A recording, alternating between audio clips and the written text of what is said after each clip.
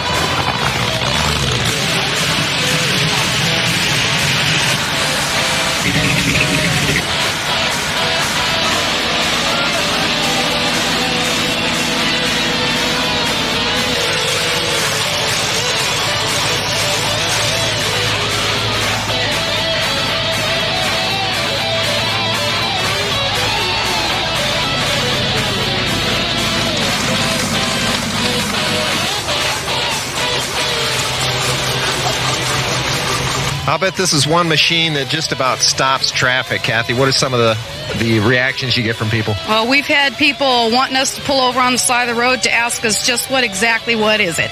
And, of course, we yell across the freeway to everybody and let them know it's a Nash. You know, a lot of people don't understand that even though it's ugly, you paint it pink and it's gorgeous. So it draws all kinds of attention.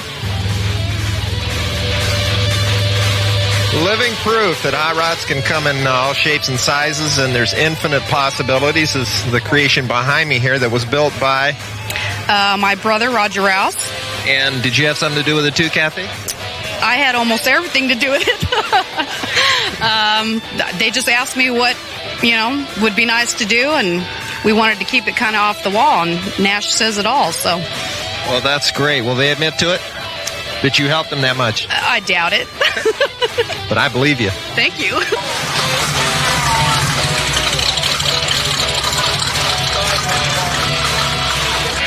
We're honored to have Tom Medley with us. Tom Stroker McGurk Medley, a living legend in the street rod world.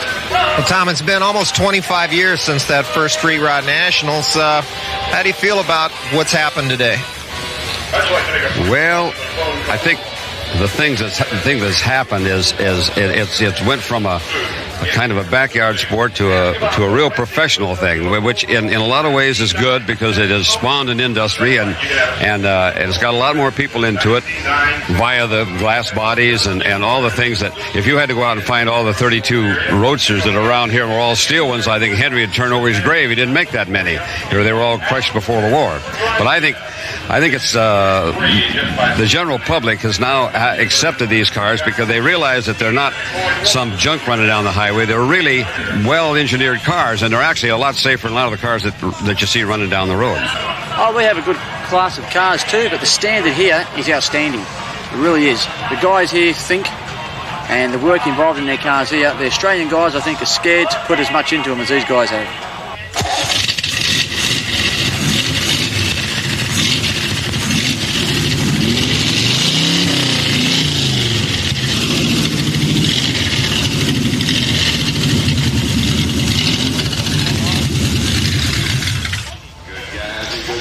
In today's world of high-tech hot rods, there's still a tremendous and growing interest in what they call resto rods or early period rods, and this is a really prime example. Hi, what's your name? My name is Scott Mays. Scott, what kind of car is this? This is a 1927 Model T, or it was, the body was.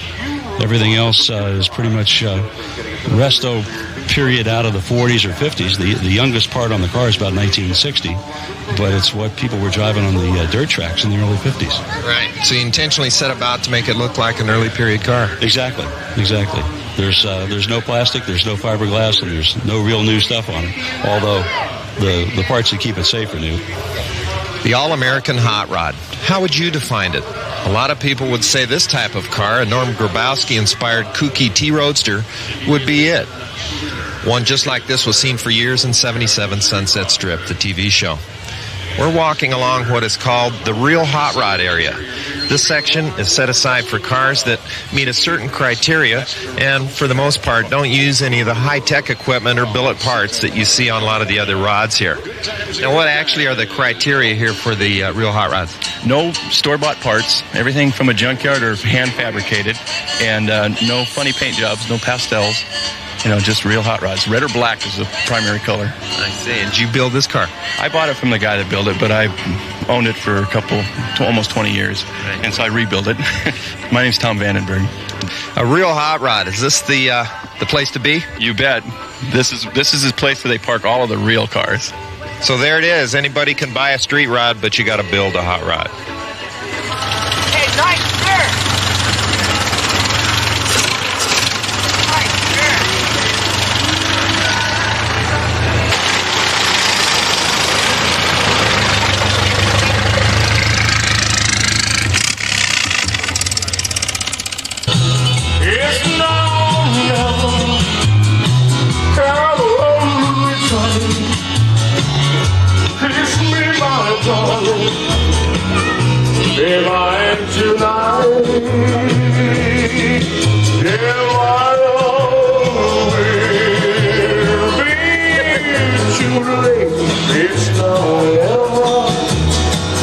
my love.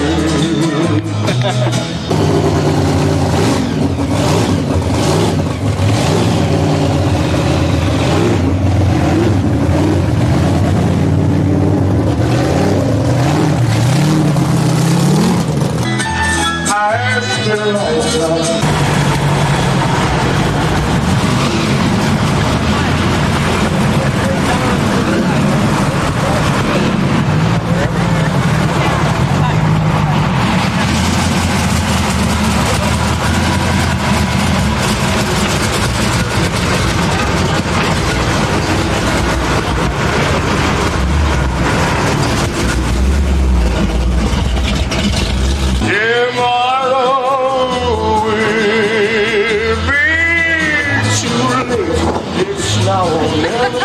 It wouldn't be right. My love.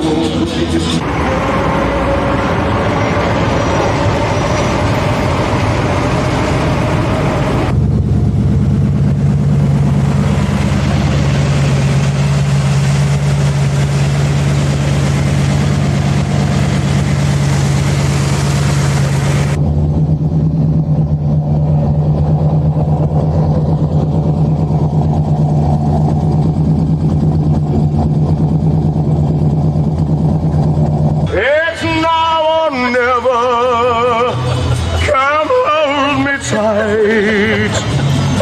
Kiss me, my darling. Be mine tonight.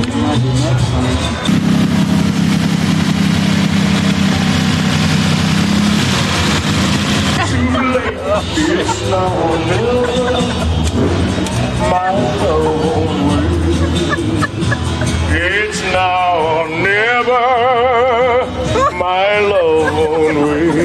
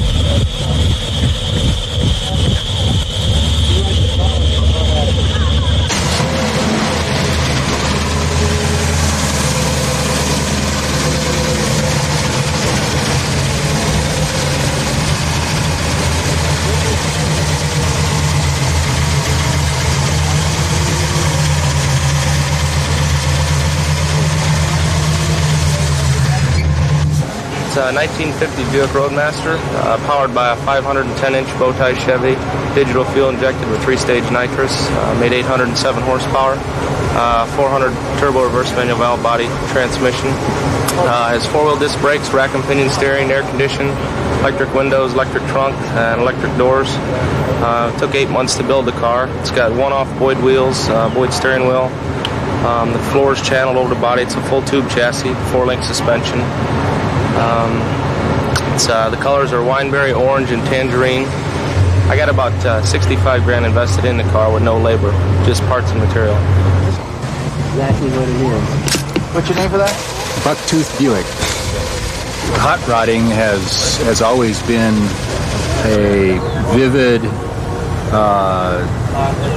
There's a lot of sight, sound, noise. Hot rods have always been fun cars since they were, just roadsters to start with. One of the nice things about a Good Guys event is it's more than just street riding. And we've got customs here, we've got shoe boxes, we've got pro street cars, you name it. And it's visceral. The cars are cruising, you hear the engines running, you see the cars driving around town all day long. Pleasanton is a neat little area, and it's all full of hot rods of all kinds. Right now, we're seeing that people are getting back to basics. We're seeing a lot of 32 Fords with full hoods and solid hood size, black paint, steel wheels, white wall tires. I love it.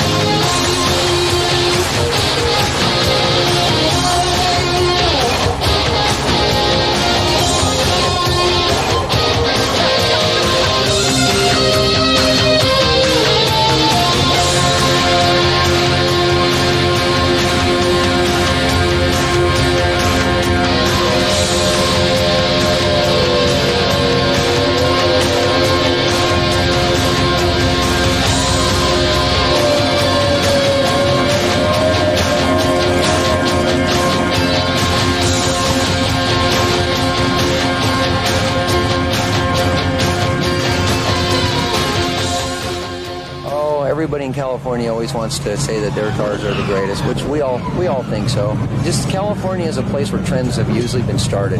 New ideas that guys are building. There's a lot of guys at home in their garage that come up with these real great ideas building these cars, and everybody that's involved in these hot rods is out checking everyone else's car out. I mean, there's a lot of nice cars built all over the country, so it's pretty tough to say that just the Californians have the neatest cars, but we all like to think so anyhow.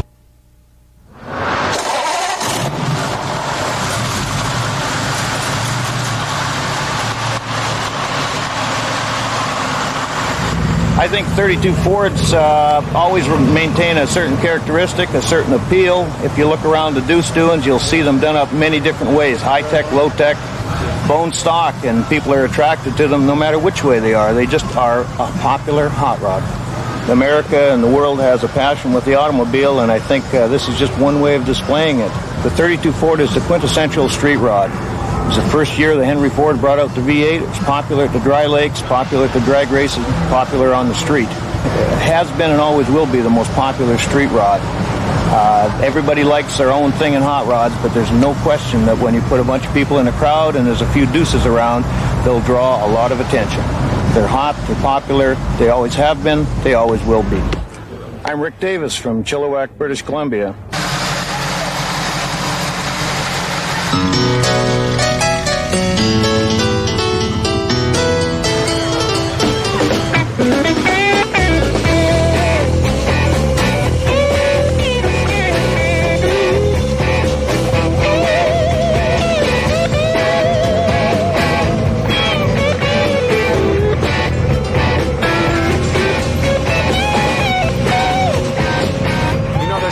Different kinds of cars here. There's high boys and low boys and sedan, chopped coupes and unchopped coupes and custom. This, however, is the greatest. This is my favorite. This was designed by Jerry Ruskin and his wife, and it is probably the best high boy I've ever seen. 1932, beautiful, all custom, gorgeous leather interior, anodized in iris. This car, I'd like to fly this car myself.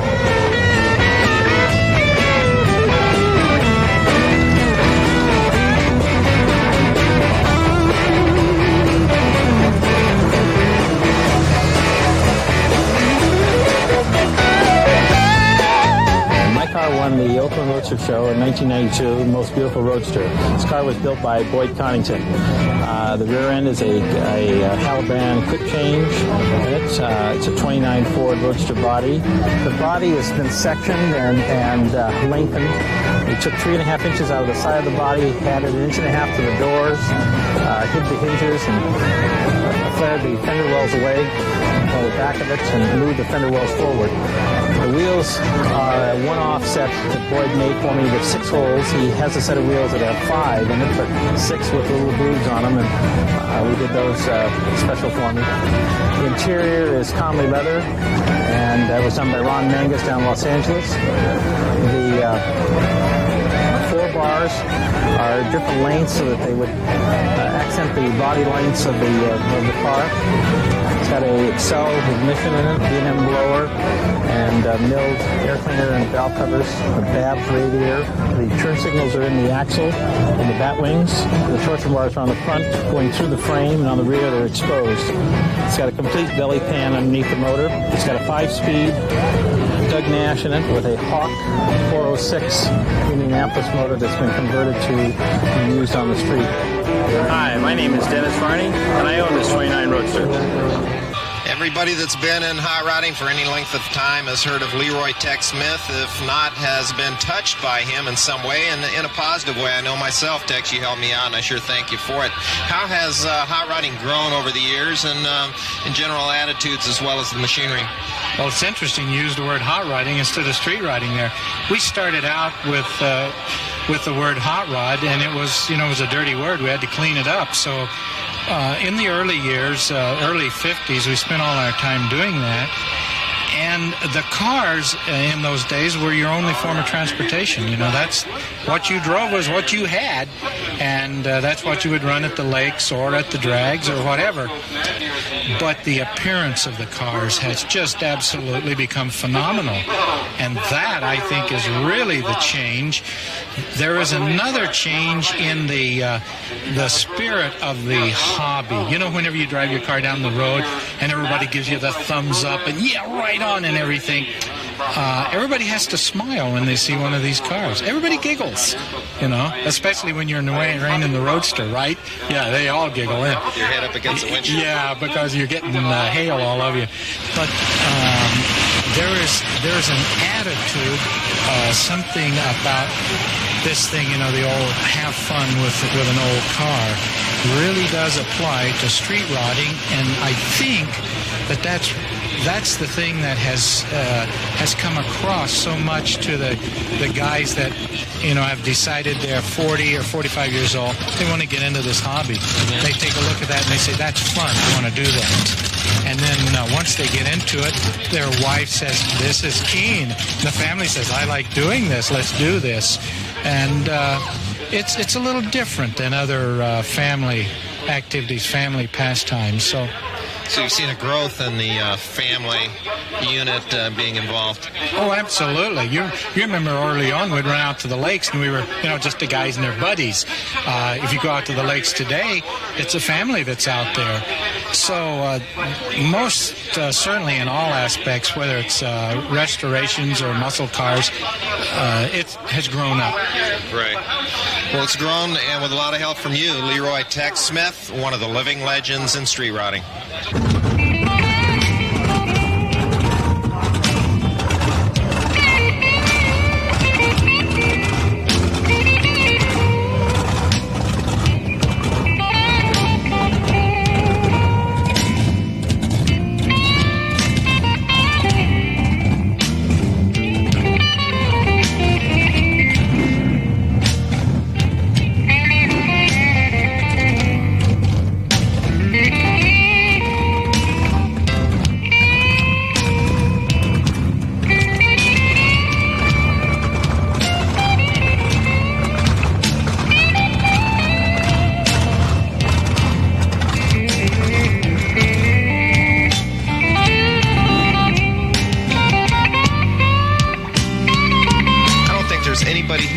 More fun at a street rod event than Wild Bill Burnham. Bill, you're having a good time today? I'm having a great time. I mean, this is just fantastic. I can't believe it. It's just better and better and better every year. Just keeps growing. How about the intensity, it seems like, for guys to outdo each other and come up with wilder and wilder creations? That seems to be really intense here at the West Coast Nationals. Well, you know, that's what makes it work. A guy can do it out of a wrecking yard, or he can do it with money. And some of the trick novel ideas get copied, and someone said, I can do better than this, I can do better than that, and they do it. And so we have an event like this with cars that are just undescribable. It just seems like the West Coast Nationals here brings out, this is where these guys want to debut and top each other every year.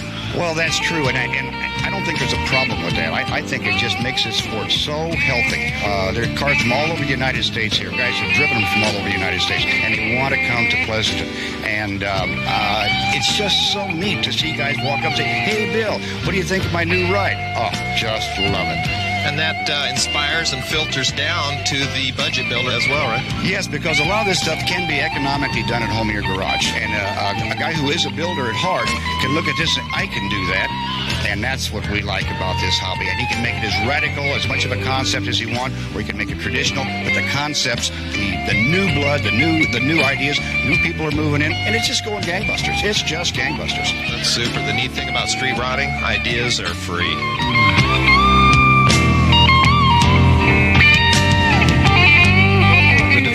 The street rod aftermarket has paralleled the growth and popularity of the hot rod itself. As demands increase, so did the speed equipment industry, which now employs thousands and generates profits in the millions. Just as the handcrafted cars have taken full advantage of the ever-advancing technologies, so has the industry, utilizing space-age materials and manufacturing techniques. Not to mention the aid of computers and their many uses from machining to marketing.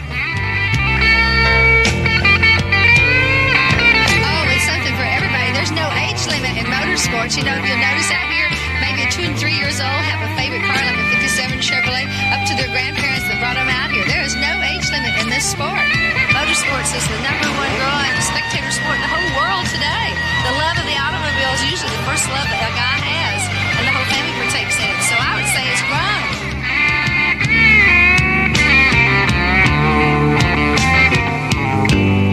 This car's gorgeous, but nothing in this whole place can match Linda Vaughn when it comes to looks, and she's a smart lady too. Linda, we're loving having you here, and how do you like Pleasanton? Oh, I think it's great. You know, you named this city right, Pleasanton. It's real pleasant to be here. Everybody's nice, and it's a family affair going on out here today. Absolutely. That's the neat thing about it. The kids have a ball, mom, dad, grandma, grandpa, everybody. Next door neighbors. Yeah. So y'all come on out. It's a show for everybody. It's wonderful. It sure is. And, you know, you seem to show up every place. You're just a busy gal of motorsports. Well, it's time-consuming, but it's fun. I enjoy the racing. You know, I get to go to the stock car races, the Indy car races, the drag races, and the car shows. So I pull it all together.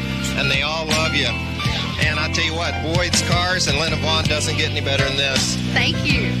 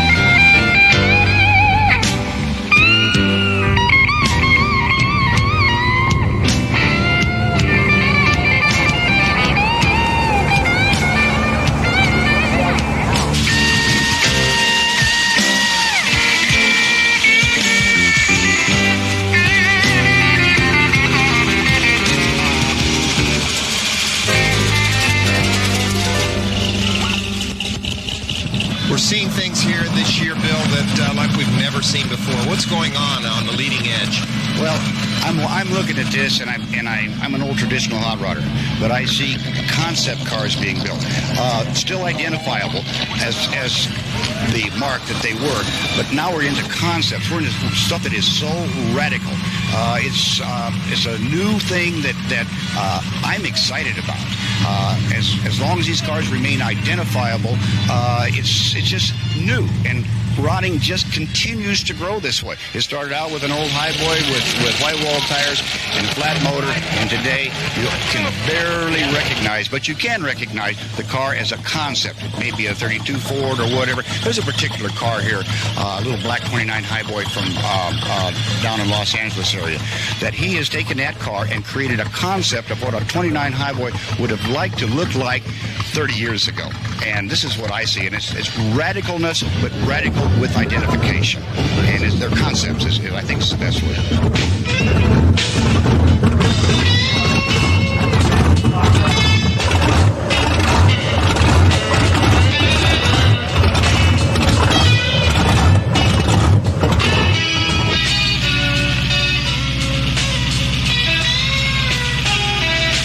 Just about the time that you think you've seen every 33, 34 Ford sedan in the world and they all look the same, you come across a beautiful example of what can be done differently in a very beautiful way. This is Don Ingalls. Is this a 33, Don? Yeah, 1933 two-door sedan.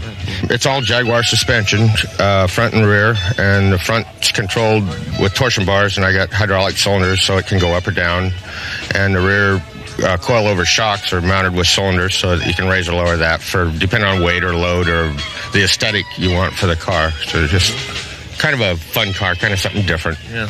Don, the 33, 34 Ford coupe sedans and roadsters are definitely one of the popular styles that street riders work with. Why did you choose this model? Well, I like the flowing lines, the rounded fenders. It just seems to be 32s were the real hot car for so many years, and then the little more rounded fender look kind of come in. They just seem to be a really popular car. I particularly like the design of them myself, and just went for it from there.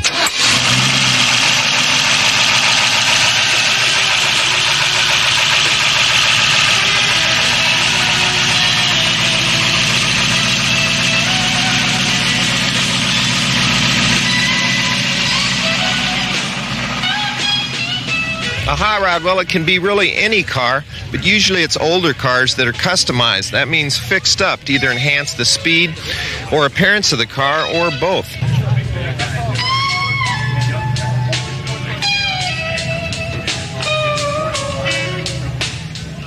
The neatest thing about it is that you not only have fun building the car, but once you get done with it, you can ride around and go places to rod runs like the Good Guys West Coast Nationals here and really have some fun. As an artist, I like to draw cars, and you can draw them any way you want, different colors, different styles. But these guys that build these cars are artists too in their own right, because they're using metal and parts and engines and paint to create really a piece of rolling artwork that we call a hot rod.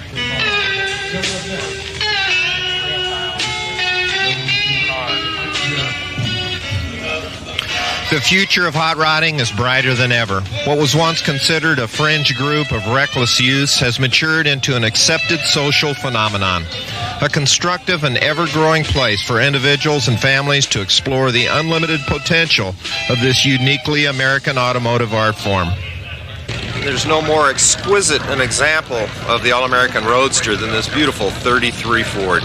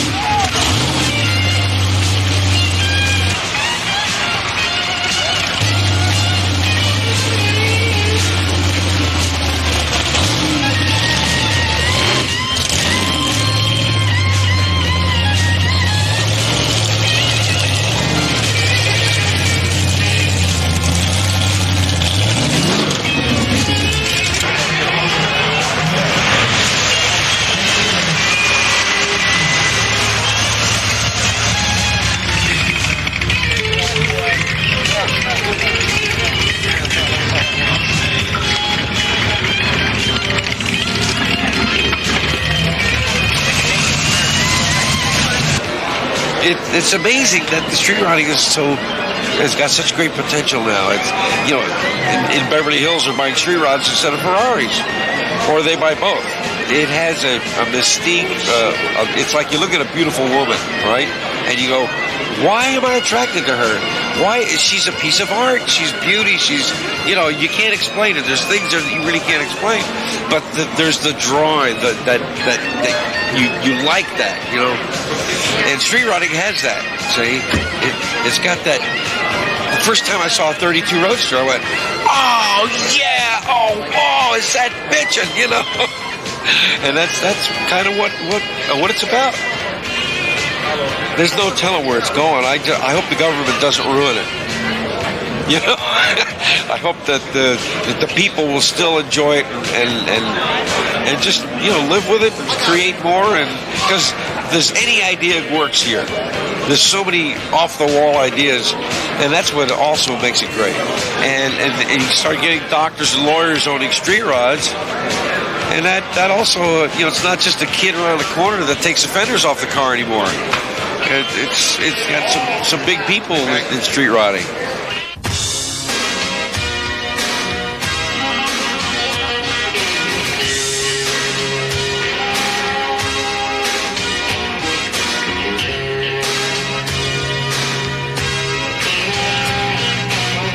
The street rod movement today is definitely a lot more than Fords and Chevys. So tell us about these cars. Here's Rob Frazier. What are we looking at, Rob? Well, we've got the Willys Roundup here at the Good Guys West Coast Nationals. It's a first-time event here. This is sponsored by Ida Automotive. They're a reproduction company. They manufacture fiberglass Willys bodies. Willys, as you may know, were amazingly popular drag race cars because they were so light and somewhat aerodynamic back in the 50s and 60s. And they're right now enjoying great popularity. The Be Different type craze the Willys have filled that very well. And I guess it's fairly obvious and fairly easy to see where the baddest cars at the whole West Coast Nationals are today. Well, we can see you're not prejudiced for Willys, but they definitely are unique, and they make a great hot rod. As you say, they were used as gas coupes and sedans in the 60s, and not a whole lot of them were on the street back then, but that's changed, hasn't it? That's absolutely correct. As you see, as the camera goes down the line here, some of the cars have the nose in the air attitude of the old gasser style. Then you see the ones that are down low on the ground, the 90s style cars. So we've got both influences, the nostalgia folks and the 90s freaks. The Willys industry, so to speak, has taken off, too. There are a lot of guys building repro bodies and parts for these cars now, so they're fairly easy to put together, right? Yes, that's very true. You can actually get a Willys body, a fiberglass reproduction, within a couple of weeks from some of these companies now, and the quality is fantastic. The reproduction parts, as a matter of fact, the grill you're just getting ready to see on this yellow car, it's a reproduction part by Mike Nordahl from Willys Replacement Parts. Probably nicer than the original. Absolutely. Super fine quality. And now here you see a coupe that's down on the ground with a homemade, custom-made grill. Next to it is a brand-new car debuted here at the West Coast Nationals. This car belongs to Bill Mullins from Mullins Steering Gears. Purple car, beautiful, gorgeous with ghost flames, the 90s style, beautiful sculpted interior. This is one gorgeous piece. Great. And speaking of gorgeous, Bill's wife Judy is here. She's going to tell us about this exquisite car. Judy, how long did it take you to put this thing together? Well, we started the body work in March, and we just completed it about a week before we came here. Well, that's pretty good time. It's got a nitro system on it. It's a big block Chevy. It's obviously the pro street look. Are you going to run it down a drag strip as well? You bet. That's why it's got the drag chute on the back. We basically set up the interior to where it still looks like a race car, but still has a nice body style, looks good on the outside, and it still looks good on the inside. I see. So it's a definite combination of show and go, and we're not joking. Yes, you bet. It's got the power.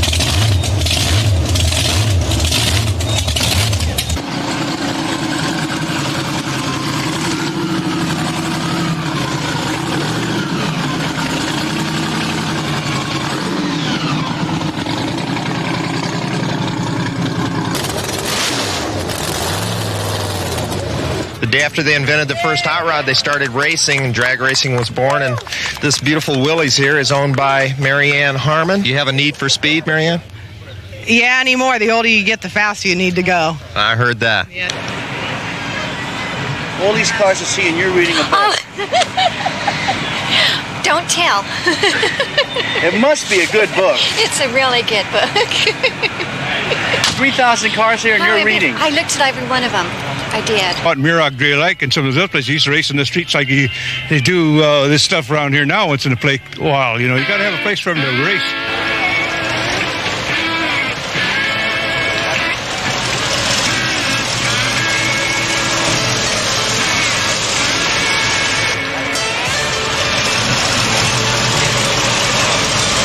met some of the living legends of street riding.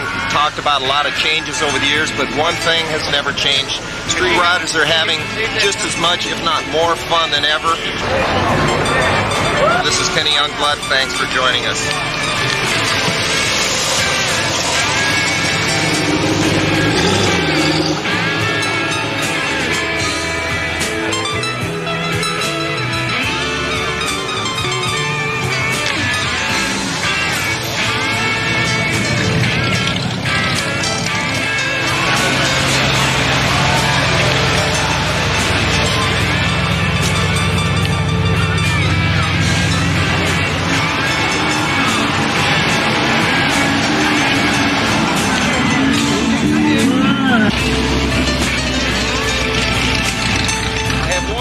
Say, we can't help it, we're so bitchin'.